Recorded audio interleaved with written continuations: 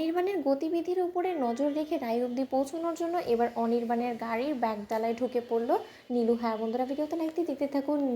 অনির্বাণ যখন রায়দের বাড়িতে এসে চ্যালেঞ্জ করে যায় এবং বলতে থাকে যে কালই আমি খড়গপুরের উদ্দেশ্যে রওনা হব এবং কাল সন্ধ্যের মধ্যেই আমি রায়কে যে করেই হোক না কেন আপনাদের বাড়িতে এনে দাঁড় করাবো আপনাদের সামনে, তারপর আমি দেখবো যে আপনাদের কী আনসার হয়। ঠিক সেই সময় এটা বলে চলে যাওয়া মাত্রই অনির্বাণ নীলাঞ্জনা বলতে থাকে যে অনির্বাণ দাদাভাই এখন কী বললো, তার মানে সে 110% শিওর যে রায় দিদিভাইকে সে সেখানেই পাবে। তার মানে রায় দিদিভাই এখন এই মুহূর্তে কোথায় আছে সেটা সে খুব ভালো করে জানে এবং সে বললো সে কালকে খড়গপুর যাবে। কিন্তু অনির্বাণ দাদাভাই তুমি জানো না যে তোমার অজান্তে তুমি কত বড় একটা ইনফরমেশন আমাকে দিয়ে ফেলেছো।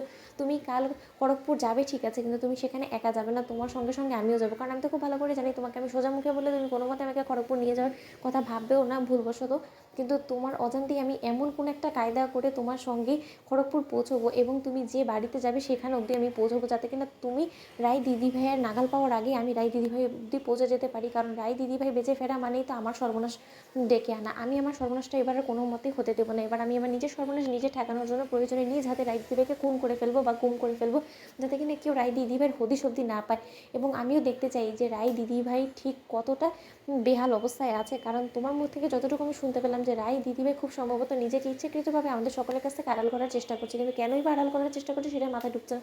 আচ্ছা, কোনো মতে রায় দিদিভাই আড়ালে থেকে আমাকে শাস্তির আওতায় আনার তো চেষ্টা করছে না? এমনটাও তো হতে পারে যে রায় দিদিভাই হয়তো বা ভেবে নিয়েছে যে ওর এই মৃত্যুর অভিনয় যদি ও চলতেই রাখে তাহলে হয়তো বা আমাকে কোর্ট থেকে যাবজ্জীবনে শাস্তি দিবে। হ্যাঁ, নির্ঘাত রায় দিদিভাই আমাকে শাস্তির আওতায় আনার জন্যই হয়তো বা এই নোংরামোগুলো করে যাচ্ছে। কিন্তু রায় দিদিভাই তুই জানিস না এখনো পর্যন্ত যে আমি বেরিয়ে এসেছি। এবার আমি বেরিয়ে আসার পর যে তোর উপরে কত বড় আমি আঘাত আনবো সেটা তুই কোনোদিনও কল্পনা করতে পারিস না। অন্যদিকে যখন পরদিন সকালবেলা শুভ এবং অনির্বাণ খড়গপুরের উদ্দেশ্যে রওনা হওয়ার জন্য রেডি হয়ে বেরোয়, তার আগ মুহূর্তেই অনির্বাণের গাড়ির ব্যাগডালার মধ্যে নীলাঞ্জনা ঢুকে পড়ে এবং নীলাঞ্জনা বলতে থাকে যে অনির্বাণ দা, তুমি তোমার অজান্তেই আমাকে এবার সঙ্গে করে নিয়ে যাচ্ছ তোমার স্ত্রীর গন্তব্যে, যেখানে কিনা তুমি কোনো মতে আমাকে টলারেট অবধি করতে পারবে না। সেখানে তুমি নিজে যে পড়ে আমাকে নিয়ে যাচ্ছ, তাহলে বোঝো এবার তুমি তোমার স্ত্রীর বিপদ কোনো মতেই এবার আর হওয়া থেকে ঠেকাতে পারবে না। অন্যদিকে নীলাঞ্জনা বলতে থাকে যে করে হোক না কেন রায় দিদিভাই সেখানে সন্ধান পাওয়া মাত্রই রায় দিদিভাইকে চিরতরে আমাকে ঘুম পাড়িয়ে দিতে হবে।